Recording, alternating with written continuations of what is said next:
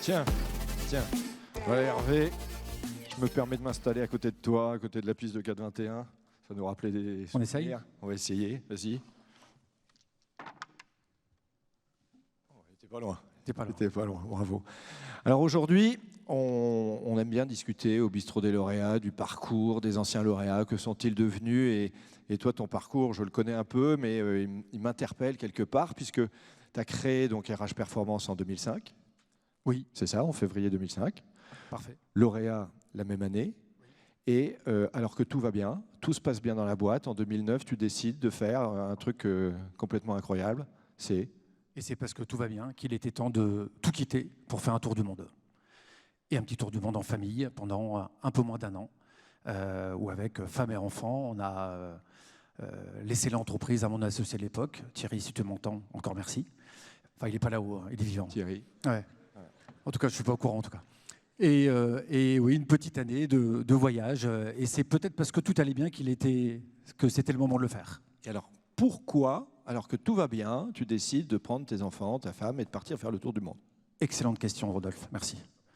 Pourquoi à l'époque, c'était un vrai besoin de liberté, de prendre du recul, de s'ouvrir au monde. Et je crois aussi envie de freiner ce TGV dans lequel on est de notre naissance jusqu'à la mort et de créer des moments forts. Donc je pense qu'il y avait vraiment cette envie de vivre aussi un moment fort en famille, puis prendre du recul, vivre. Et alors, vous revenez en 2010, je crois. Oui. Et est-ce qu'il y a un avant et un après Tour du Monde dans ta manière de gérer ta boîte et tes collaborateurs? Incontestablement, oui.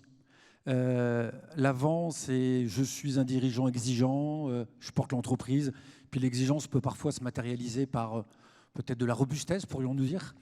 Un an plus tard, l'exigence est toujours là, mais on va mettre beaucoup plus d'ordre, on met de la distance.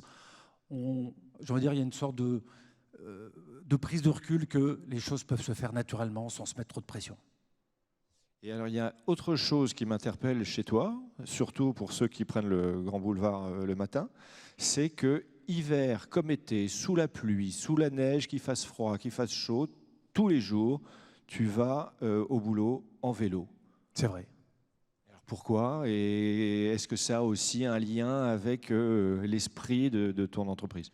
Il y en a un quelque part, peut-être que tu meurs d'envie que je t'explique pourquoi le vélo. Ah oui, pourquoi? Ah bah écoute, face à cette excellente question, je vais répondre. Pourquoi je suis arrivé au vélo? En fait, 2012-2013, comme certains lauréats peuvent l'avoir connu, on va dire je passe une période difficile. Voilà, des mauvais choix sans doute, qui fait que l'entreprise a des grosses tensions de trésorerie. Et pour sauver l'entreprise, je vide les tiroirs, les poches, le livret A, tout ce qui est possible, imaginable. Puis on savait qu'il fallait tenir encore 2-3 mois. Je vends ma première voiture, parce que j'avais 2 voitures, comme la plupart des Français. Et puis il me restait la deuxième, c'était une belle voiture allemande. Puis on se dit, si on la vend, je gagne encore 2 mois de trésor. Puis je me souviens, mon épouse me dit, mais comment tu vas faire? Je vais y aller en vélo. Donc je suis passé au vélo par contrainte. Et de la contrainte, c'est devenu, peut-être pas une raison de vivre, mais un moyen de transport de tous les jours. Aujourd'hui, une signature pour une boîte qui a qui essaye d'avoir une vision un peu RSE. Ouais, avec un père hollandais, j'étais un peu obligé de passer au vélo. Et puis, je pense que le vélo m'a fait découvrir la mobilité douce. Et puis, il y a tout un engrenage qui se fait progressivement, qui fait on intègre de plus en plus les causes environnementales, sociétales, sociales, etc. Il y en a d'autres dans ta boîte qui viennent en vélo? De plus en plus. De plus en plus, on doit être un gros tiers qui vient en vélo, en trottinette, etc. Donc, ça se diffuse. Ça se diffuse. Et vous avez eu une certification, je crois, par rapport à vos investissements RSE? Tout à fait, tout à fait. Pour aller plus loin, effectivement, cette mobilité douce et puis une prise de conscience collective nous a amené effectivement à aller beaucoup plus loin, certifié Bicorp depuis maintenant 4 ans. Et puis, on va de plus en plus loin sur ces thématiques, l'actionnariat gratuit, des engagements, on reverse une partie de notre chiffre d'affaires à des assos, etc., etc. Et avec une vraie volonté d'être, j'irais, ce qu'on a aimé dans la certification Bicorp, c'est qu'on a réconcilié le business et, avec un grand E, les causes responsables, environnementales, etc. Et aujourd'hui, Hervé, comment tu vas? Je vais super bien, je suis vachement optimiste aussi. Ouais. Merci Hervé, Merci. J'espère te revoir souvent Merci. ici.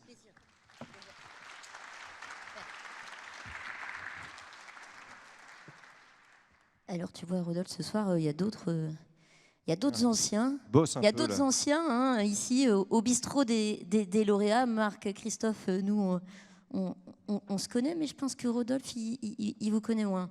Vous êtes lauréat 2018, Oui, c'est ça? Tout à fait, oui. Et alors, vous avez repris une entreprise. Est-ce que Non. vous pouvez me raconter un petit peu, nous raconter comment ça s'est passé? C'est quoi l'histoire? L'histoire, c'est toute simple. Moi, je suis arrivé dans cette société en 2002 en tant qu'apprenti. On était 8. Aujourd'hui, j'ai la chance de pouvoir la diriger. On est 47 aujourd'hui et tout va bien. Oui, donc on est une société d'électricité. 2018, l'ancien dirigeant souhaitait prendre sa retraite. Christopher et moi, on était un peu inquiets sur la poursuite et la conduite de l'entreprise. Et je pense que c'est un projet qui a maturé chez l'ancien dirigeant. Et un beau jour, il est arrivé, il nous a proposé l'entreprise. On a dit oui. C'est lui qui vous l'a proposé ou il y avait une petite étincelle, il y avait un truc là dans les tripes qui était là depuis le départ? On était fort investi dans l'entreprise et c'est vrai qu'on voyait notre ancien dirigeant, avec des petits soucis de santé, etc. On commence à avoir peur, nous, parce qu'on était très très investis. Et un beau jour, on lui a dit clairement, écoute, demain, si tu n'es plus là, qu'est-ce qu'on fait? Qu'est-ce qui se passe? La société, qu'est-ce qu'elle devient? Et je pense qu'il y a peut-être eu un déclic derrière et il nous a proposé, oui, effectivement, de la reprendre, quoi. Comment ça s'est passé au niveau de l'équipe? Il y a eu cette envie qui venait de chez vous, qui était pas une démarche de création, c'était une démarche de reprise. Et comment ça a été accueilli au niveau de l'équipe? Alors avec l'équipe, ça s'est très bien passé. Quand on a repris la société, on a décidé d'intégrer aussi toutes les personnes intérimaires qui étaient là depuis longue date pour les intégrer au projet, les responsabiliser, les fidéliser. Et en fait, je pense que c'était l'équation gagnante qui a fait qu'on a réussi à développer le business à travers toutes ces nouvelles personnes dans l'entreprise. Okay. Alors, vous avez changé des choses, vous êtes resté sur la même trajectoire parce que vous étiez là depuis pas mal de temps hein, dans la boîte, donc peut-être justement habitué, bien habitué, à l'aise avec cette culture que vous connaissiez? On a changé pas grand-chose en fait. Au final, on a gardé cette gestion transversale de la société où chacun donne son avis dans la boîte. On n'a que recentralisé la société vraiment dans l'activité de l'électricité aujourd'hui, puisque l'ancien dirigeant voulait voir d'autres choses. Nous, on a recentralisé vraiment sur l'élec. Et c'est ce qu'on sait faire. Et de ce fait, en fait, on a augmenté les capacités de l'entreprise avec des certifications du type MAS ou autre pour continuer dans le domaine, quoi. Et alors, il y a un truc auquel je pense là, c'est-à-dire que la reprise, on m'a dit, votre patron, il n'est pas très bien. Là, vous vous dites, voilà, qu'est-ce qu'on fait pour que ça continue? Mais l'année dernière, il s'est passé un autre virage et une autre étape là, de croissance. Et là, c'est autre chose. Oui, effectivement. Du coup, l'année dernière, pour accélérer notre développement, on a fait une croissance externe avec toujours une entreprise d'électricité sur la côte. Donc, un nouveau challenge, hein, Christopher? Effectivement, l'ancienne société qu'on a repris, la première, Sega, c'est une société qu'on connaissait parfaitement, qu'on était dedans depuis la création, limite. Hein, en tout cas, on l'a vu grandir. Là, c'est différent. On reprend une société qui tourne bien, mais dont on connaît personne à l'intérieur. Et là, c'est un autre challenge, mais on s'ennuie pas, quoi. Ouais. Donc, 5 ans, c'est ça, hein, ça fait 5 ans que vous avez repris. Vous avez multiplié l'effectif par 2 de la première société. Vous avez fait une croissance externe l'année prochaine. C'est quoi la prochaine étape? Très bonne question. Stabiliser tout ça, déjà, ce serait une bonne chose. Mais non, il faut revoir de l'avant. Après, on a d'autres projets, on verra où le vent nous mènera. Clairement, aujourd'hui, on va stabiliser tout ça et puis voilà, quoi. Et j'ai une dernière question.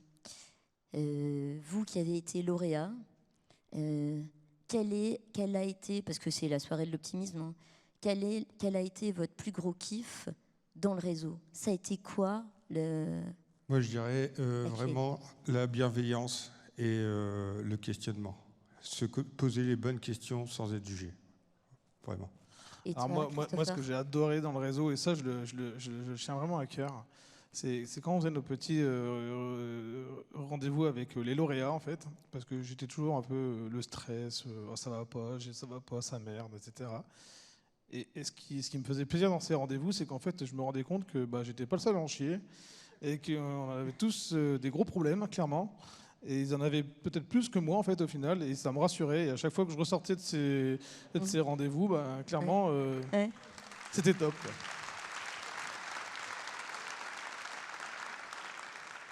Ok, voilà. Super. Merci beaucoup pour votre témoignage et puis longue vie à Sega Makuk. Merci et longue vie à Réseau. Hein. Et longue vie à Réseau. Bonsoir Lamia. Il y a quelqu'un ? Je peux m'asseoir avec toi ? Avec plaisir. Alors Lamia, je suis ravi de te voir aujourd'hui dans cette rubrique sur le parcours, parce que toi justement, tu as un parcours qui est étonnant. C'est-à-dire que tu crées ta boîte très jeune, 26 ans, et tu crées ta boîte directement après ton parcours universitaire. C'est ça ? Tout à fait. Et tu passes pas du tout par la phase de salariat, de découverte du monde du travail, etc. Les seuls jobs que j'ai eus, c'est des jobs étudiants en fait. Donc j'ai créé ma boîte effectivement juste après mes études. Et des études de ?